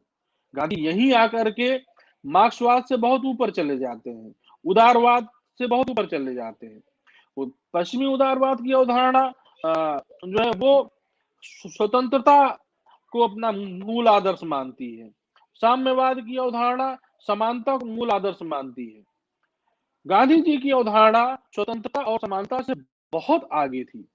गांधी जी जिस तरह से आर्थिक लोकतंत्र की बात करते हैं, वो आर्थिक लोकतंत्र वस्तुतः समाज के सभी वर्गों में एक तरह से हृदय परिवर्तन के माध्यम से वो आर्थिक सामंजस्यपूर्ण अवधारणा थी जहां किसी भी तरह से साधन अपवित्र नहीं होगा। शायद मुझे नहीं लगता ऐसा कोई सिद्धांत रहा हो जहां साधन जो है इतना मजबूत रहा हो। और ये साधन उनका था सत्याग्रह। सत्य पर आग्रही होकर सामने वाले के हृदय को परिवर्तित कर देना, ये बहुत बड़ी अवधारणा थी। और गांधी जी कहते थे कि कोई भी व्यक्ति पूरी तरह ना खराब होता है, ना अच्छा होता है। आत्मा के स्तर पर प्रत्येक व्यक्ति पवित्र होता है। और ये आत्मा के स्तर पर जो आत्मा के स्तर पर जो पवित्रता की बात है, ये गांधी जी भारतीय उपनिषदों से लेते हैं। शंकर भी कहते हैं कि आत्मा के स्तर पर सभी मनुष्य समान है, लेकिन शंकर के यहाँ वो तात्विक समानता थी। गांधी के यहाँ जो समानता, जो आत्मा की पवित्रता की बात कही गई है, वो आत्मा की पवित्रता वास्तव में मनुष्य मात्र को संचालित करने वाले उस आत्मा के संदर्भ में कही गई है, जहां मनुष्य कई बार अपने आचरण से भटक जाता है, लेकिन जब सत्य पर आग्रह होकर उस पर हम चर्चा करते हैं, जब हम सत्य पर आग्रह होकर उसके हृदय को परिवर्तित करने के लिए अडिग हो जाते हैं, और यह अडिगता उसमें सत्य के परिवर्तन के लिए बाध्य होती है, और वो व्यक्ति हृदय परिवर्तित होता है और वो मान लेता है कि नहीं, मैं गलत था। फिर जो उसके अंदर एक आत्मबोध होता है, ये आत्मबोध ही गांधी की मजबूती थी। आज ही मैं पढ़ रहा था, पुरुषोत्तम अग्रवाल जी ने पुस्तक लिखी है, मजबूती का नाम महात्मा गांधी। ये विचार आज का विचार नहीं है। पुरुषोत्तम अग्रवाल जी ने 2001 में क्लास में हम लोगों को पढ़ा रहे थे। क्लास में मैंने या मेरे किसी साथी मित्र ने, ये मुझे याद नहीं है, मजबूरी का नाम महात्मा गांधी का जुमला पढ़ा और उसको उन्होंने स्वीकार नहीं किया, बहुत तेजी से डिफेंड किया। गांधी को आप इस सभा में, इस क्लास में मजबूरी का नाम महात्मा गांधी कहकर क्लास छोड़ के वापस नहीं जा सकते। फिर उन्होंने बताया कि मजबूरी का नाम महात्मा गांधी कैसे है। तो अगर हम बहुत करीब से देखें तो मजबूती का नाम महात्मा गांधी वस्तुतः सत्य पर आग्रही होकर, अडिग होकर, सामने वाले का जो हृदय परिवर्तन कर देना है, उसके विचारों में परिवर्तन कर देना है, ये है मजबूती का नाम महात्मा गांधी। और यहीं से सभी विचारों के जो कमियां हैं, जो अशुद्धियां हैं, उन मूल्यों उनको स्वच्छ रूप में उन मूल्यों को हमारे सामने आकर के वो उपस्थित होती है। तो गांधी जी के इन्हीं सिद्धांतों के साथ अगर हम आज की अंतरराष्ट्रीय धार्मिक कट्टरता को भी देखें, तो धार्मिक कट्टरता में हम देखें कि कुछ ऐसे देश हैं जहां हाल में बहुत विशेष तरीके से राजनीतिक परिवर्तन हुआ है और जो वास्तव में हम लोगों को पाषाण युग की ओर ले जा रहे हैं। मैंने एक कार्टून भी देखा था कि एक आदमी अपने अपने कमर में छाल को लपेटे हुए पत्थर रगड़ रहा है। इतने में हालिया परिवर्तन वाले देश का एक आदमी उसके पास पहुंचता है और वो पहले वाला व्यक्ति कहता है कि अरे मैं तो पत्थर रगड़ रहा था, तुम तो आने में देर कर दिए। इसका मतलब क्या है कि वो आदमी जहां अफगानिस्तान में इतना बड़ा राजनीतिक परिवर्तन हुआ, उस परिवर्तन में वो ये कहना चाह रहा है कि तुम तो वापस पाषाण युग में आ गए। सबसे बड़ी चीज देखें कि हम महिलाओं के बारे में अपना विचार कैसे रखते हैं। किसी देश की उदारता इस बात पर निर्भर करती है कि देश में महिलाओं के प्रति सम्मान कितना है, महिलाओं के प्रति विचार कितने उदार हैं, महिलाओं की शिक्षा के प्रति, उनके लोकतांत्रिक अधिकारों के प्रति हम कितने उदार हैं। अगर हम महिलाओं को कंधे से कंधा मिलाकर और एक समान नागरिक की हैसियत से उनके लोकतांत्रिक और सामाजिक मूल्यों को हम महत्व नहीं दे सकते, तो हम गांधी का अधिकारी कहने के लिए अधिकृत नहीं हो सकते। इन्हीं बातों के साथ मैं अपनी बात को समाप्त करना चाहूंगा और आप सभी आदरणीय महानुभावों का आदर आभार व्यक्त करना चाहूंगा कि हमें जब हम संकट में आते हैं, हमारा समाज संकट में आता है, हमारा परिवेश संकट में आता है, हम गांधी को याद करते हैं। केवल गांधी को याद कर लेना महत्वपूर्ण नहीं है, गांधी को याद तो सब लोग करते हैं। महत्वपूर्ण यह है कि गांधी की अमिट छाप को हम कितना अपने भीतर महसूस कर पाते हैं। अगर हम महसूस कर पा रहे हैं तो हम गांधी के बहुत करीब हैं। महसूस करना ही हृदय परिवर्तन का और वैचारिक परिवर्तन का मूलभूत आधार है। इन्हीं बातों के साथ मैं अपनी बात समाप्त करना चाहूंगा और आप सभी का हार्दिक आभार और धन्यवाद व्यक्त करना चाहूंगा। बहुत बहुत धन्यवाद देवेश जी, आपने कई मुद्दों पर विस्तृत रूप से प्रकाश डाला। अभी मैं डॉक्टर रमाकांत जी को आमंत्रित करने से पहले गांधी जी का जो हिंदू धर्म के बारे में विचार था या उनकी जो धार्मिक दृष्टि थी वो कितनी विस्तृत थी, हालांकि उनका कोई भी सिद्धांत संकुचित नहीं था। तो हिंदू धर्म के बारे में वो टिप्पणी करते हुए कह रहे हैं कि हिंदू धर्म न सिर्फ सभी मनुष्यों की एकात्मकता में विश्वास करता है बल्कि सभी जीवधारियों की एकात्मकता में विश्वास करता है। मेरी राय में हिंदू धर्म में गाय की पूजा मानवीयता के विकास की दिशा में उसका एक अनोखा योगदान है। तो हिंदू धर्म की जो आज धारणा है, हिंदुत्व को लेके जो बहस है और गाय के संरक्षण का जो मुद्दा है, उस पर एक अलग से कभी बहस करेंगे, उसकी चर्चा करेंगे। लेकिन इस कोटेशन के माध्यम से और देवेश जी के वक्तव्य के माध्यम से मैं ये कहना चाहता हूं कि गांधी जी को समझने के लिए और गांधी जी के चिंतन को समझने के लिए हमारा तर्कसंगत होना बहुत जरूरी है। बिना तर्कसंगत हुए, बिना चिंतन किए हुए किसी की बात पर आंख मूंद के भरोसा कर लेना ठीक नहीं है। जैसा कि देवेश जी ने प्रोफेसर पुरुषोत्तम अग्रवाल जी की बात का हवाला देते हुए कहा कि मजबूरी का नाम महात्मा गांधी नहीं है, मजबूती का नाम महात्मा गांधी है। मैं देवेश जी के लिए और अपने लिए और मित्रों के सामने एक बात कहना चाहता हूं, अगर मजबूती का नाम महात्मा गांधी होता तो इस देश में मजबूती के साथ गांधीयन मूल्य, गांधीयन व्यवस्था, गांधीयन चिंतन, गांधीयन सोच इस देश को चला रही होती और इस देश का जो स्वरूप आजादी के बाद होता या दिखता वो अलग होता। जैसा कि हम कह सकते हैं कि चाहे मजबूरी का नाम महात्मा गांधी कह लें या मजबूती का नाम महात्मा गांधी कह लें, वास्तविकता यह है कि गांधी को इस देश ने व्यावहारिकता में ढाला ही नहीं।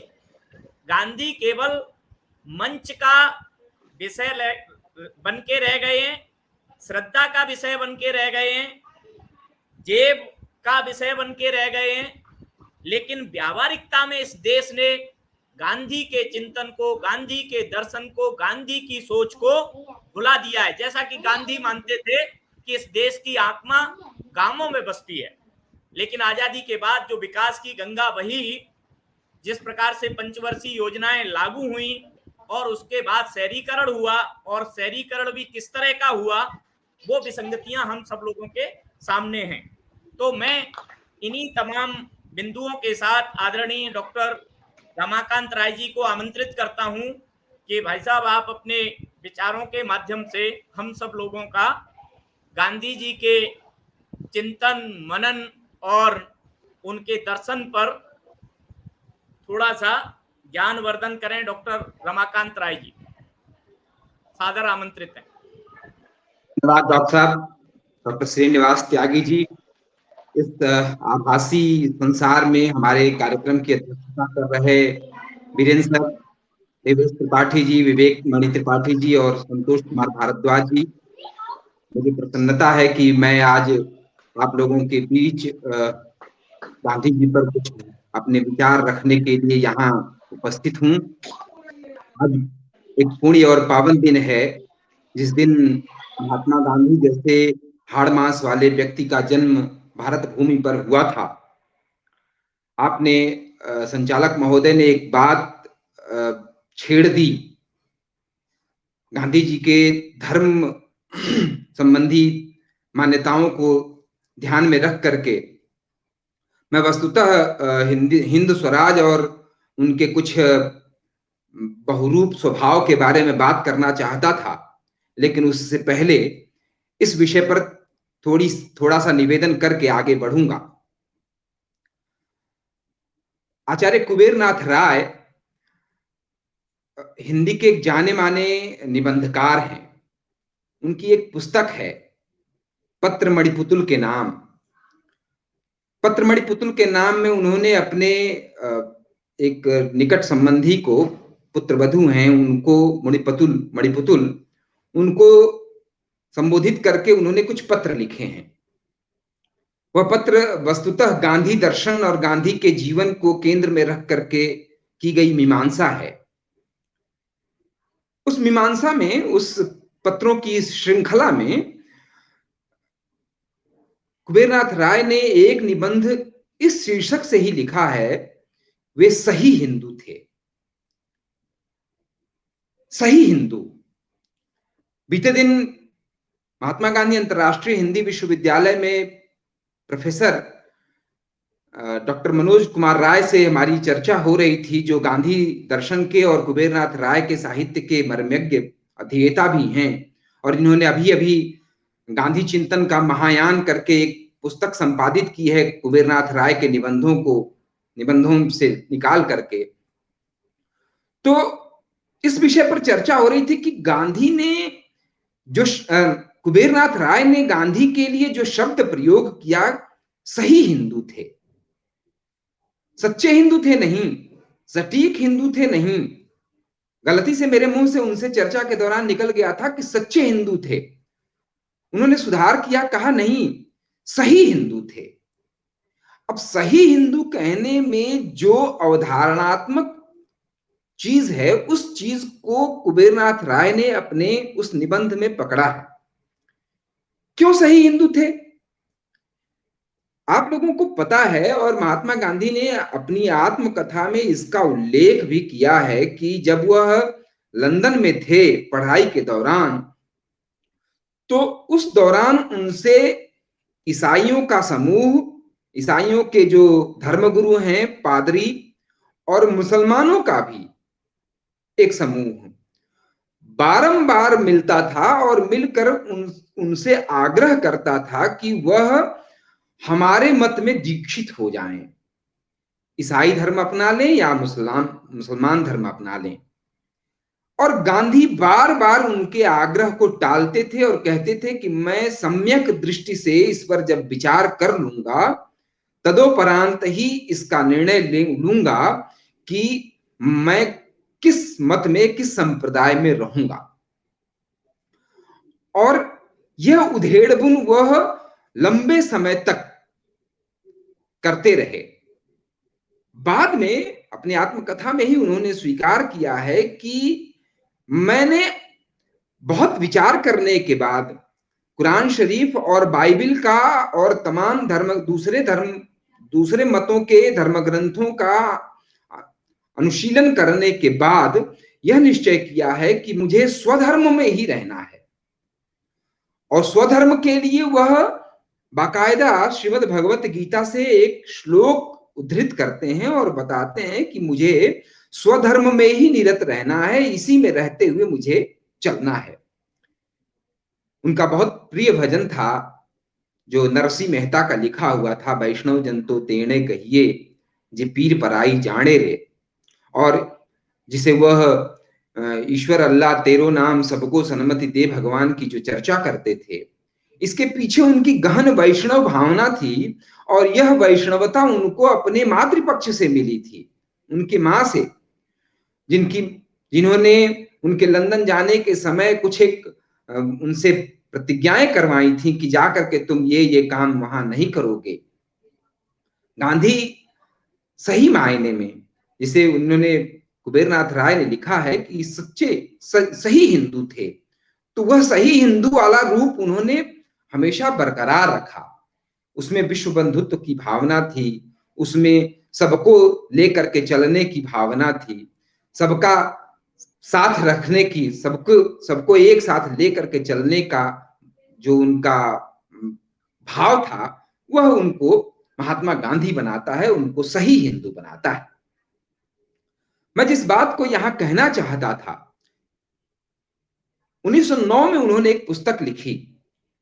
पुस्तक क्या थी? पुस्तिका थी, हिंद स्वराज। पुस्तिका क्या लिखी?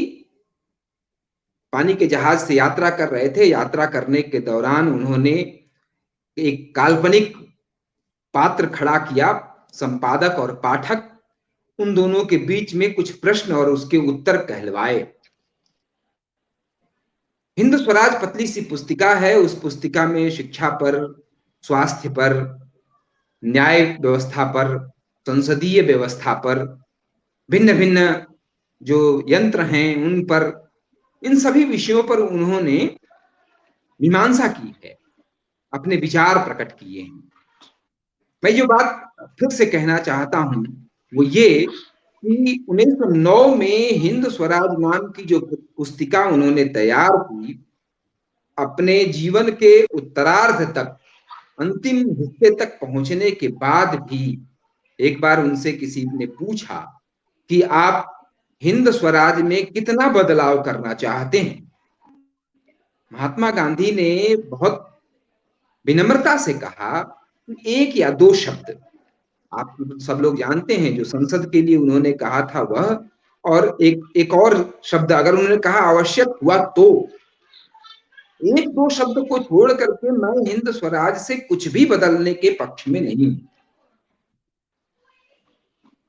एक दृढ़ संकल्प वाला व्यक्ति, दृढ़ प्रतिज्ञ व्यक्ति, अपने विचारों में इतना प्रखर, इतना स्पष्टता, स्पष्टवादी महात्मा गांधी 1909 में जो बात कह दी, उस बात को अंत तक अडिग रह करके देखा। यंत्र के प्रति, वकालत की व्यवस्था के प्रति, चिकित्सकों के प्रति, संसद के प्रति जो उनकी भावना है, वह भावना अंत तक बनी रही। और यह भावना कहां से आई? उन्होंने उसकी जड़ें भारतीयता में खोजी, भारत से निकाली। इसीलिए जब महात्मा गांधी कोई अच्छे स्कॉलर नहीं थे, वह एक अच्छे ओरेटर भी नहीं थे, उनकी संभाषण कला बहुत खराब थी, उनकी जो हैंड राइटिंग थी, उनकी जो हस्तलिपि थी, वह भी बहुत अच्छी नहीं थी। लेकिन महात्मा गांधी जब लिखते थे, महात्मा गांधी जब बोलते थे, महात्मा गांधी जब चलते थे, तो आप जानते हैं, चल पड़े जिधर दो डगमग में, चल पड़े कूट पग उसी ओर। दो रास्ते जहां दो कदम, दो पैर जिस मार्ग पर चल पड़ते थे, उस मार्ग पर कोटि कोटि लोग चल पड़ते थे। वह तेज, वह शक्ति, वह प्रेरणा कहां से आती थी?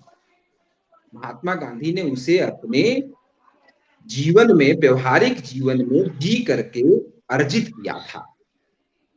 जब महात्मा गांधी वहां से लौटे, लंदन से बैरिस्टरी करके, और बंबई के अदालत में अपनी वकालत के सिलसिले में खड़े हुए, तो उनसे बहस ही नहीं हो पाई और वो लौट आए यह सोच करके कि मेरे बस का नहीं है। वकालत उनसे लगभग टूट गई थी। वह तो भला हो अब्दुल्ला था, या कहिए कि एक अवसर उनके सामने आ गया था कि दक्षिण अफ्रीका में उनको जाने का मौका मिला। दक्षिण अफ्रीका गए, इस बात की तरफ संतोष जी ने संकेत किया था कि वह स्वच्छता के प्रति आग्रही थे। क्यों थे स्वच्छता के प्रति आग्रही? कैसे उनकी धारणा बनी थी? जब वह लंदन में थे तो वह देखते थे कि अंग्रेज किस तरह जीवन जीते हैं, और जब उन्होंने दक्षिण अफ्रीका में जाकर के जीवन देखा, जो वहां के स्थानीय लोगों का जीवन था, जो वहां के मूल निवासियों का जीवन था, और जो अंग्रेजों का जीवन था, वहां के जो शासक वर्ग थे अंग्रेजों ने वहां के स्थानीय लोगों के मताधिकार तक छीन लिए थे। उनको दोयम तेयम दर्जे का नागरिक मानते थे। क्यों? जो पहली बात वो कहते थे वो ये कि यहाँ के स्थानीय लोग बहुत गंदे तरीके से रहते हैं, दड़बा नुमा, झोपड़पट्टी नुमा, बहुत मैली कुचैली अवस्था में, दशा में। तो ऐसे लोग सभ्य समाज के लिए खतरा हैं। और अंग्रेज यही तर्क ले करके दक्षिण अफ्रीका के लोगों को तमाम उनके सुख सुविधाओं और अधिकारों से वंचित करके रखे थे। महात्मा गांधी ने वहां पहुंच करके इस चीज को घूम घूम करके ये देखा और उस चीज को उतारा। उस चीज को उन्होंने वहां के लोगों के बीच में घूम घूम करके, संभाषण करके, पब्लिक रैलीज करके लोगों को बताया। स्वच्छता की जो मूल धारणा थी वह वहां से उठ करके आई, और फिर उसे वह लेकर के आए तो हर तरफ ये काम करने लगे। और वो ये कहते थे कि ये इसके लिए जरूरी नहीं है कि दूसरा कोई सफाई करेगा, यह काम हमें आत्मनिर्भर होकर के स्वावलंबन से करना है। महात्मा गांधी ने दक्षिण अफ्रीका में ही रहते हुए फिनिक्स नाम के एक आश्रम की स्थापना की थी। फिनिक्स आश्रम में रहते हुए गांधी जी कुछ बच्चों को पढ़ाने का भी जिम्मा लेकर के रखते थे। क्या पढ़ाते थे वो? महात्मा गांधी के आत्मकथा में ये जिक्र मिलता है कि जब शाम को और सुबह वह टहलने निकलते थे या किसी कार्यवश बाजार जाते थे तो वह अपने साथ बच्चों का एक समूह ले लेते थे। बच्चों का वह समूह उनके पीछे 8-10 मील रोज यात्रा करता था, और यात्रा के दौरान उनकी क्लास चलती रहती थी। प्रकृति को जानो, अपने समाज को जानो, अपने वातावरण को जानो, अपने आसपास के लोगों को पहचानो। शिक्षा और क्या है? जो भारतीय वेदांग हैं, वेदांगों में शिक्षा एक अंग मात्र है। उस शिक्षा का अर्थ कहा गया है अक्षर ज्ञान करना, शब्दों के उच्चारण का ज्ञान जानना। शिक्षा इसके अतिरिक्त कुछ नहीं है। शिक्षा ज्ञान प्राप्ति का एक माध्यम है, और गांधी का मूल उद्देश्य उस ज्ञान की प्राप्ति कराना था। इसके लिए उन्होंने व्यवहारिक शिक्षा, जिसे हम ज्ञान को प्राप्त करने के कई मार्ग हो सकते हैं, जिसे हमने व्यवहारिक शिक्षा कहा है, व्यवहारिक शिक्षा की तरफ ध्यान रखा था। स्वावलंबी बनाने की बात पर जोर दिया था। बच्चों को रोजगार परक रखने की शिक्षा दी, और वह बुनियादी चीज जो उन्होंने दक्षिण अफ्रीका में सीखी, जो दक्षिण अफ्रीका में प्रयोग किए, उन प्रयोगों को वह बाद में जब भारत लौट करके आए तो वहां उन्होंने उसका इंप्लीमेंटेशन किया, उसका वो प्रयोग कर रहे थे वहां। इसीलिए उन्होंने अपनी आत्मकथा का नाम सत्य के प्रति मेरे प्रयोग रखा है। वह प्रयोग ही कर रहे हैं, एक्सपेरिमेंट विथ माय ट्रुथ। ये जो प्रयोग है सिर्फ सत्य के साथ ही नहीं था, अन्य भी चीजों के साथ था। वह अपने जीवन को ही, इसीलिए वो अपने एक सूक्ति में कहते हैं कि मेरा जीवन ही मेरा संदेश है, क्योंकि उन्होंने अपने जीवन में निरंतर प्रयोग किए थे और उन प्रयोगों के अनुक्रम में ही उन्होंने इस बात की स्थापनाएं की थी कि वस्तुतः हमें किस तरह का जीवन जीना है, कैसा जीवन लेके चलना है। महात्मा गांधी जब भारत लौट करके आए और भारत में उन्होंने जब घूम घूम करके देखा, विवेकमणि त्रिपाठी जी चंपारण से हैं, चंपारण में उनका पहला दौरा हुआ, वहां उन्होंने नीलहे किसानों के बारे में और वहां की जो स्थानीय किसान हैं उन लोगों के बारे में उनकी समस्याएं देखी, सुनी, समझी, तो वह उतर पड़े एक ऐसे कार्य क्षेत्र में जिस कार्य क्षेत्र का और छोर नहीं था, अंग्रेजों के खिलाफ लोगों को जागरूक करना, एक तरह से जागृति पैदा करना। और इस क्रम में आप सब जानते हैं कि जब उनका दौरा उड़ीसा का हुआ, वो एक बैरिस्टर थे, उनकी अच्छी कमाई थी, बहुत अच्छी आमदनी थी उनकी महीने की। लेकिन जब उड़ीसा वह गए और उड़ीसा के एक जनपद में उन्होंने वहां के स्थानीय लोगों की समस्याएं देखी। आप सब जानते हैं कि एक दिन वह एक गांव में व्याख्यान देने पहुंचे थे। सुबह तय था कि सभी महिलाएं उनका भाषण सुनने के लिए, उनसे संवाद करने के लिए उपस्थित होंगी। एक बहुत प्रतिष्ठित घर से सिर्फ एक महिला वहां पहुंची। उन्होंने कस्तूरबा को भेजा कि जाकर के पता लगाओ कि आखिर उस घर से सभी महिलाएं क्यों नहीं आई हैं।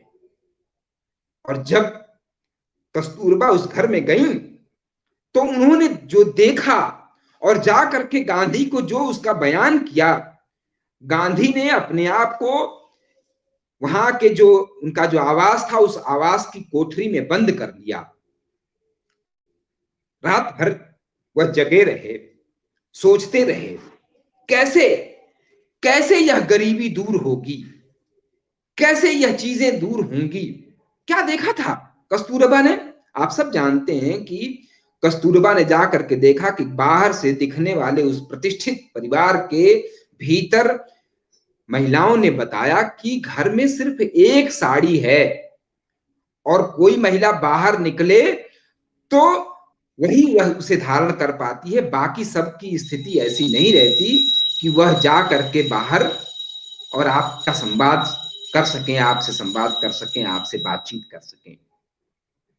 तो गांधी जी ने इस गरीबी को जब जमीनी तौर पर महसूस किया, देखा, समझा, तो उस दिन उन्होंने जो निश्चय लिया, तय किया, वो ये था कि हमको एक वसना रहना है, एक ही धोती तब तक धारण करनी है जब तक देश के 33 कोटि लोगों को वस्त्र की सुलभता न हो जाए।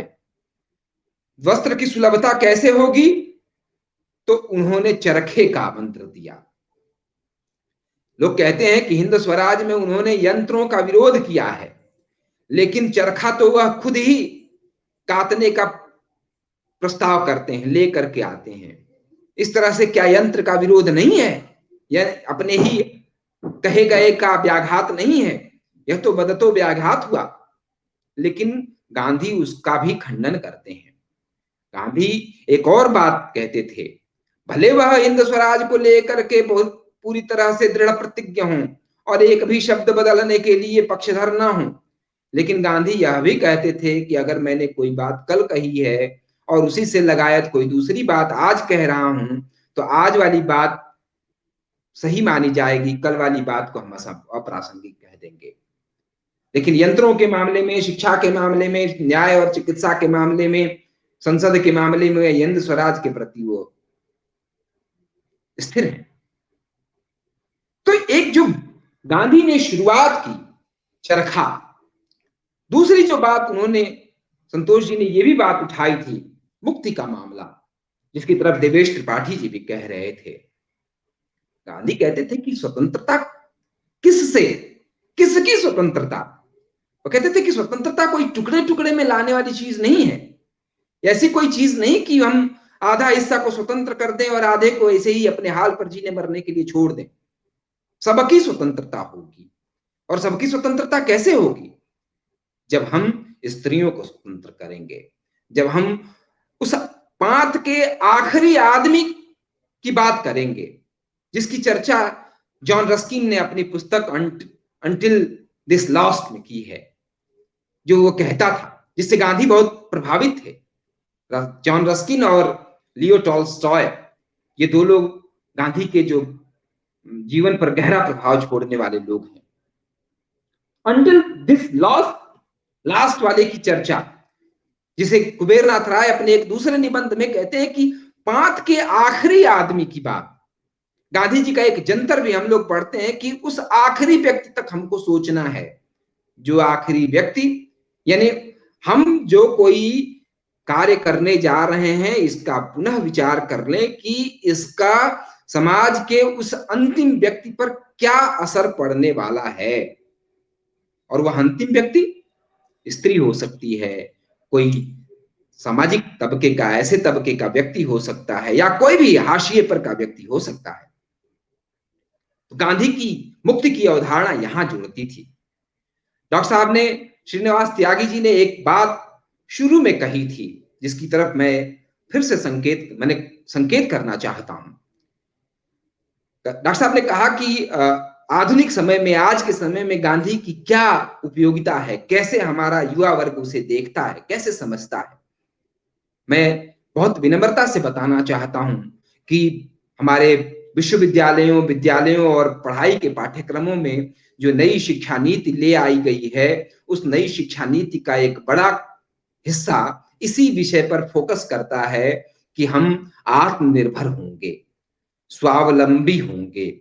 हमें जो शिक्षा मिलेगी वह शिक्षा सिर्फ किताबी शिक्षा नहीं होगी, व्यवहारिक शिक्षा का भी उसमें बड़ा समावेश होगा। इन सब का आधार महात्मा गांधी हैं। हमने प्रेरणा वहीं से ली है। आज के युवा जो आत्मनिर्भर होने का, स्वावलंबी होने का जज्बा अपने अंदर लेकर के चल रहे हैं, उन सब के पीछे गांधी हैं। वहीं से प्रेरणा मिलती है।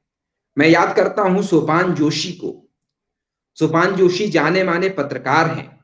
उन्होंने एक पुस्तक लिखी है, जल थल मल। आप सब लोगों को देखनी चाहिए। वह पानी की समस्याओं पर विचार कर रहे हैं। वह उन समस्याओं पर विचार कर रहे हैं जिन समस्याओं से प्रकृति की जो यह पारिस्थितिकीय संतुलन जैसी चीज है, वह पारिस्थितिकीय संतुलन बिगड़ रहा है। जल, थल और मल तीन ऐसी चीजें हैं जिन चीजों से एक साइकिल, एक चक्र बनता है, और उस चक्र पर वह विचार करके बताते हैं।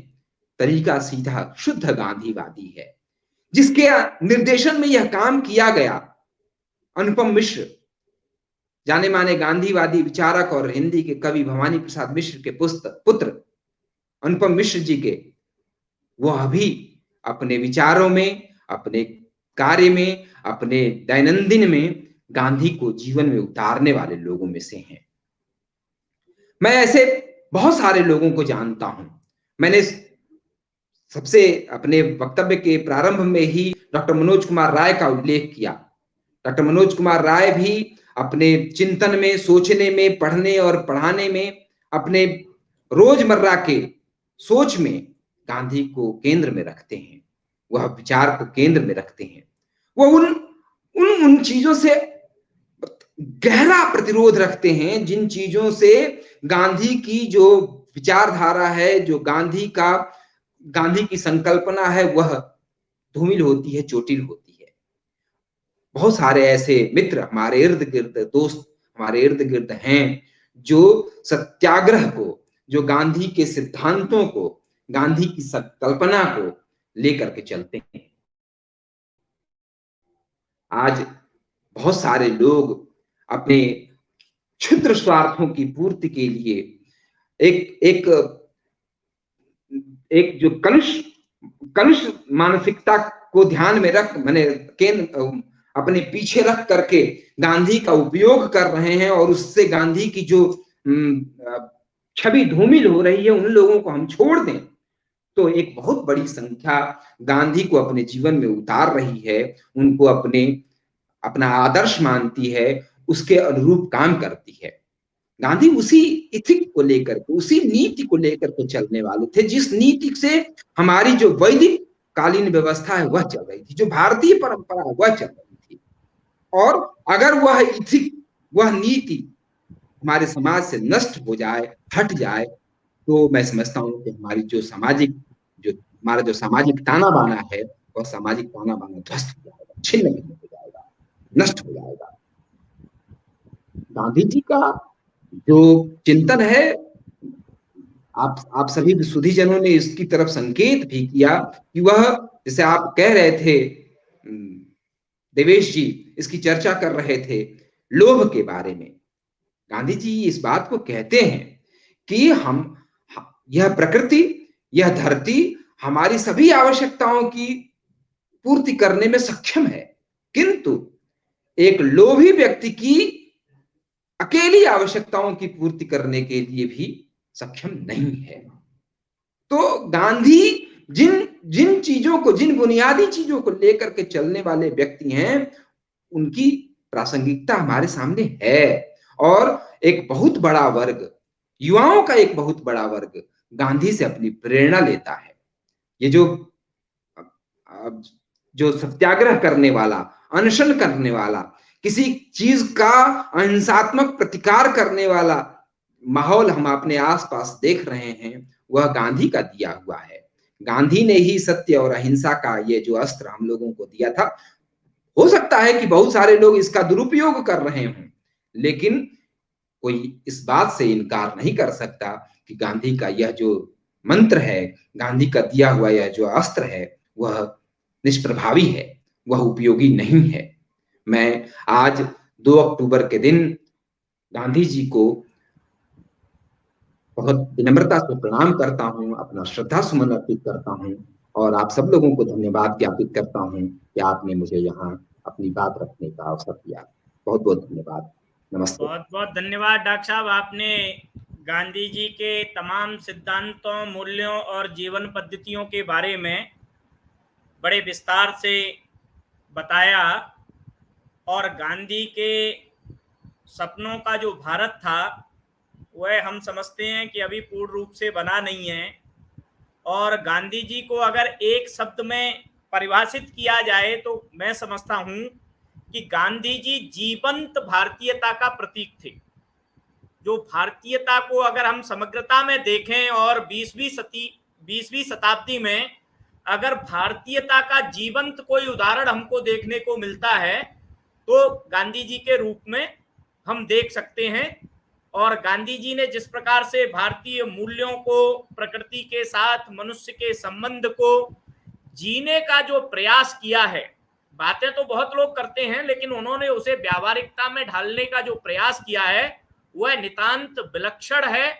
और आपने कई उदाहरण दिए, उन पे कभी फिर किसी मुद्दे को लेकर चर्चा करेंगे कि गांधी जी का जो व्यावहारिक पक्ष है वो 130 करोड़ की आबादी में कितना दिखता है या दुनिया की 700 करोड़ की आबादी में कितना दिखता है, उसकी चर्चा किसी दिन फिर करेंगे किसी संवाद सत्र में।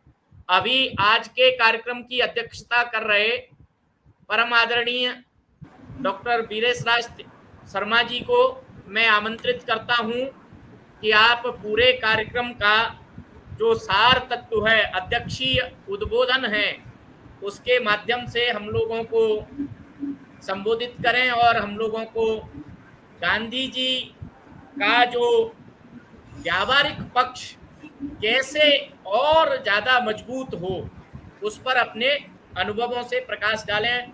डॉक्टर वीरेश राज शर्मा जी सादर आमंत्रित हैं।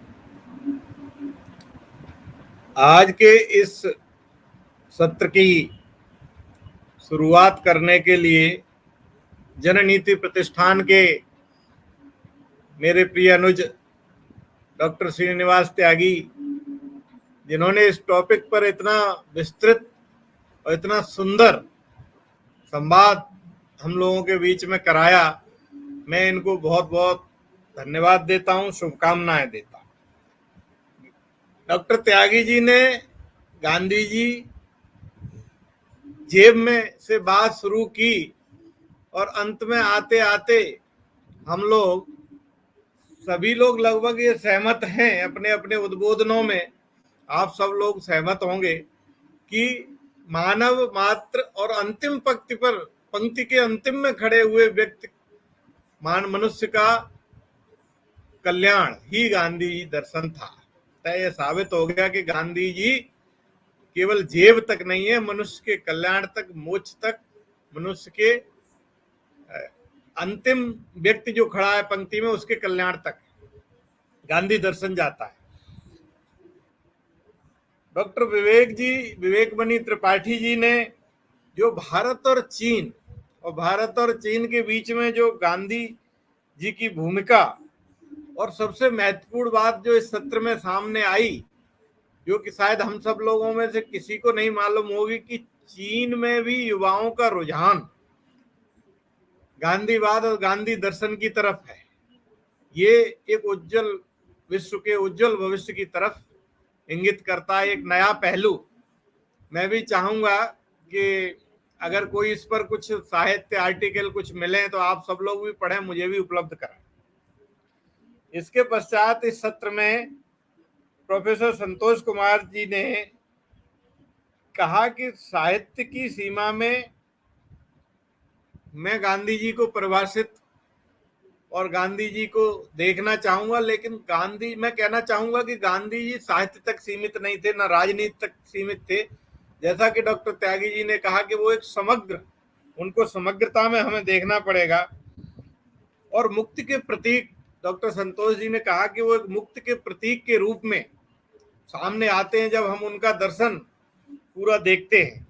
किस प्रकार मानवीयता का संकट जो आया है और इसको संतोष जी ने शुचिता और स्वच्छता से जोड़ते हुए आंतरिक शुचिता और बाहर की शुचिता एवं स्वच्छता तक लाया, जो कि आज की नीतियों में आज की प्रासंगिकता किस प्रकार स्वच्छता की बढ़ी है, ये हम देख रहे हैं। इसके पश्चात डॉक्टर देवेश जी ने बहुत ही बढ़िया वर्णन किया दक्षिण अफ्रीका में सत्याग्रह और जो मूल सिद्धांत गांधीवाद के अहिंसा और सत्याग्रह, इसका बहुत बढ़िया चित्रण किया। यहाँ एक छोटी सी बात बताना चाहूंगा। बहुत पहले मैं लंदन में एक म्यूजियम है, तुषार्ड म्यूजियम, वहां जाने का मौका मिला तो वहां उसमें बड़ी बड़ी सेलिब्रिटीज दुनिया की मोम की मूर्तियां बना करके वो कुछ सालों के लिए प्रदर्शित करते हैं, लोग उसमें भ्रमण करते हैं। 10 सेकंड में बता दूं, वहां एक बहुत ही छोटा सा अंग्रेजों का बच्चा अपनी माँ के साथ घूमने के लिए आया था। मैंने सबसे अमिताभ बच्चन भी थे उस समय, उसमें गांधी जी भी थे। मैं गांधी जी के पास खड़ा था, लग रहा था जैसे गांधी जी वास्तव में जीवंत इन्होंने उतार दिए हों डंडा लिए। तो उस बच्चे ने पूछा, मॉम हु इज दिस? उसकी मदर ने कहा, he is Gandhi. Who is Gandhi? तो उसका आंसर जो माँ का था वो था, because of him and his principle of ahimsa whole the British Empire has to leave India. इसको मैं सुन रहा था, मैंने नहीं बताया कि मैं भारत से, मुझे बड़ा गर्व हुआ। उस दिन गांधी जी की प्रासंगिकता और गांधी जी के विचारों की प्रासंगिकता समझ में आई कि इतनी बड़ी एम्पायर जिसका सूर्य कभी अस्त नहीं होता था, एक व्यक्ति ने किस प्रकार अहिंसा के साथ, और इसको सार के रूप में देवेश जी ने जो यहाँ प्रदर्शित किया वो बहुत ही सराहनीय तरीके से बताया। हमारे साथ में डॉक्टर रमाकांत राय जी थे, उन्होंने गांधी के धर्म के ऊपर विस्तृत चर्चा की कि वो किस तरह से एक सच्चे हिंदू धर्म के अनुयायी थे। हिंद स्वराज की चर्चा की। दक्षिण अफ्रीका में उनके फिनिक्स आश्रम और बच्चों को पढ़ाने जिस तरह का उन्होंने कई पुस्तकों का भी नाम लिया बीच में, निश्चित रूप से ये काबिल तारीफ था। बतौर अध्यक्ष मैं आप सब लोगों को बहुत बहुत बधाई देता हूं, धन्यवाद देता हूं। अपनी बात समाप्त करने से पहले कुछ चीजें जो मैंने गांधी जी को जहां तक पढ़ा है और जहां तक समझा है उसको संक्षेप में बताना चाहता हूं कि गांधी जी को मैंने एक पैराडॉक्सिकल पर्सनालिटी के रूप में समझा है। एक ऐसा व्यक्ति जिसकी 13 साल की उम्र में शादी हो जाती है, 15 साल की उम्र में पिता का निधन हो जाता है, फिर भी वो अध्ययन के लिए ब्रिटेन लंदन जाते हैं और वापस आकर के वो प्रैक्टिस शुरू करते हैं। फिर दादा अब्दुल्ला का केस लड़ने के लिए 1 साल का अनुबंध लेकर दक्षिण अफ्रीका जाते हैं, लेकिन दक्षिण अफ्रीका में जब वहां के मूल निवासियों की स्थिति देखते हैं तो 20 साल तक संघर्ष करते हैं। 20 साल वहां उन्होंने आंदोलन किया, सबने अवज्ञा आंदोलन की शुरुआत हुआ। जब 20 साल तक उन्होंने संघर्ष किया, भारत में आजादी का आंदोलन उस समय शुरू हो चुका था, तो गोखले जी ने उनसे संपर्क किया और भारत आने का उनको निमंत्रण दिया, अनुरोध किया। 1915 में वो भारत आते हैं गोपाल कृष्ण गोखले जी की अपील पर। फिर भारत का भ्रमण करते हैं, कई आंदोलन, सभी आंदोलनों के नाम देवेश जी ने लिए, बहुत ज्यादा डिटेल में नहीं जाऊंगा। लेकिन फिर उन्होंने जो भारत का भ्रमण किया, मैं फैक्ट देख रहा था, 14 किलोमीटर की यात्रा प्रतिदिन एवरेज उनका। और अगर उनकी भारत आने के पश्चात और उनकी भारत में मृत्यु तक, डेथ तक 2 बार पृथ्वी का राउंड लगा लिया, इतनी यात्रा की। अर्थात जैसा कि रमाकांत जी ने कहा कि वो लोगों की समस्या समझ, उड़ीसा की जो घटना बताई, आप किसी भी देश में तब आंदोलन चला सकते हैं जब वहां के लोगों की मूल समस्या समझेंगे, वहां के लोगों से मूल संवाद करें। इसके बाद मजबूरी और मजबूती वाली बात, गांधी एक मजबूरी नहीं, मजबूती और जरूरी उस समय भारतीय राजनीति के लिए एक जरूरत थी।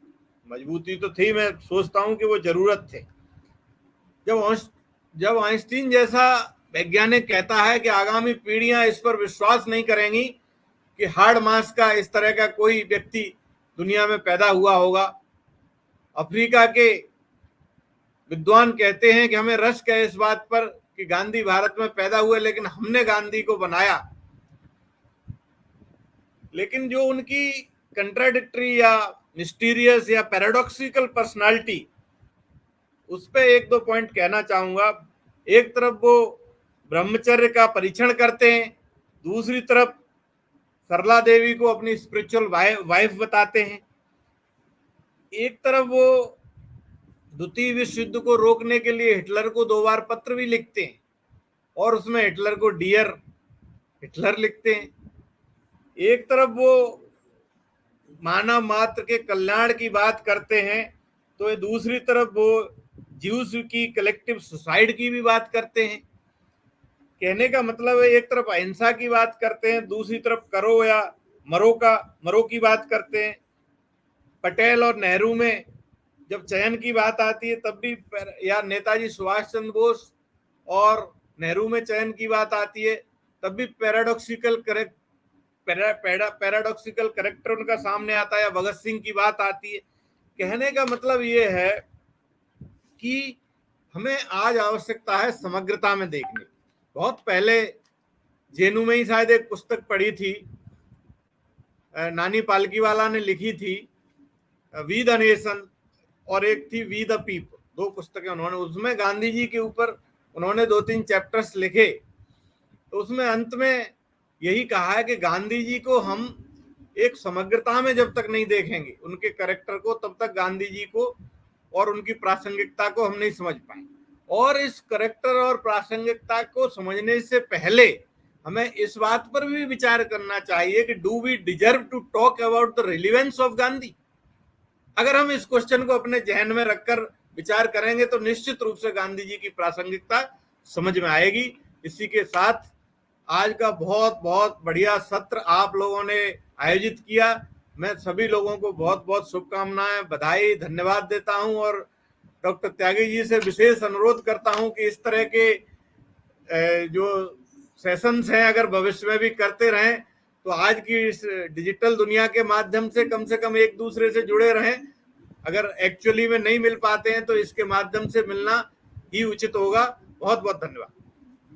बहुत बहुत धन्यवाद डॉक्टर साहब, और आपने इस सत्र की अध्यक्षता की और इतना समय दिया। सभी मित्रों का आज के इस कार्यक्रम में जुड़ने के लिए बहुत बहुत धन्यवाद। ये बहुत ही संक्षिप्त सूचना पर सभी मित्र जुड़े, विशेष करके रमाकांत राय जी का, विवेक जी का, डॉक्टर देवेश जी का और संतोष जी का। और ये सब कार्यक्रम हमारे परम आदरणीय बड़े भाई डॉक्टर वीरेश राज जी के ही नेतृत्व और मार्गदर्शन में हम संचालित करते हैं और आगे भी करते रहेंगे, और आशा करते हैं कि आपका स्नेह और आशीर्वाद हम लोगों पर निरंतर बना रहेगा। और आज गांधी जयंती के साथ साथ लाल बहादुर शास्त्री जी की भी जयंती है, तो हो सकता है कि इस वीक में आने वाले समय में एक कार्यक्रम हम शास्त्री जी पे भी करेंगे, क्योंकि गांधी जी का व्यक्तित्व इतना बड़ा है कि उनके साथ शास्त्री जी के व्यक्तित्व की हम चर्चा ही नहीं कर पाते हैं।